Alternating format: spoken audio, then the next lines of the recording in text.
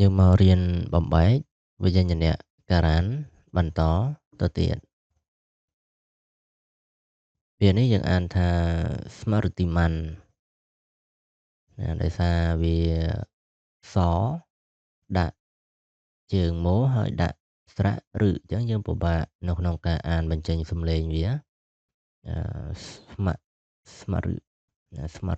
រតីម៉ាន់ហើយយើងអានរៀងលឿនបន្តិចដោយសារមកកវលនេះសជើងរោដាក់សជើងម៉ូហើយនឹងរឹនេះត្រូវអានបញ្ចេញសំឡេងតែមួយតែដោយសារប្រភេទរឹនេះយើងពិបាកអានឲ្យឮសូរសំឡេងតែមួយបានណាអញ្ចឹងយើងអានថាស្មារតីម៉ាន់ប្រែថាអ្នកមានអញ្ចឹងថែមអ្នកនៅខាងដើមក៏បានដែរមានស្មារតីមានសតិបាលីថាសតិតែសំស្ក្រឹតស្មារតីអញ្ចឹងវាคล้ายមកពីពាក្យនេះស្មារតីនេះខ្មែរយើងយកមកប្រើមិនមែនជាសំស្ក្រឹតសុទ្ធទេវាคล้ายនឹងជាអានការ៉ានបងលឹងបំបីដូចនេះប្រថមាឯកវចនំស្មារតីមាន ទ្វិវចនំស្មារតីមន្តៅពហុវចនំស្មារតីមន្តាសទ្វិតិយាឯកវចនំស្មារតីមន្តំ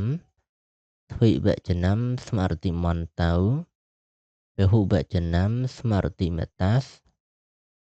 ទ្រឹតិយាឯកវចនំស្មារតីមតាទ្វិវចនំស្មារតីមត្តព្យាម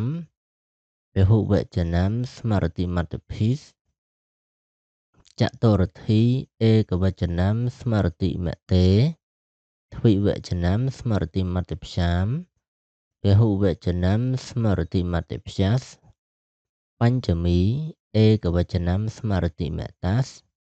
ទ្វិវចនំស្មារតីមត្តព្យាម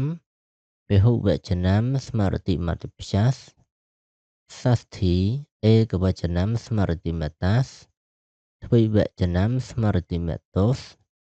ពហុវចនំស្មារតីមតាមសព្ទមីឯកវចនំស្មារតីមតិទ្វិវចនំស្មារតីមតោសពហុវចនំស្មារតីមតសុសម្ពោធនៈឯកវចនំស្មារតីមន្ត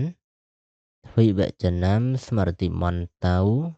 ពហុវចនំស្មារតីមន្តាស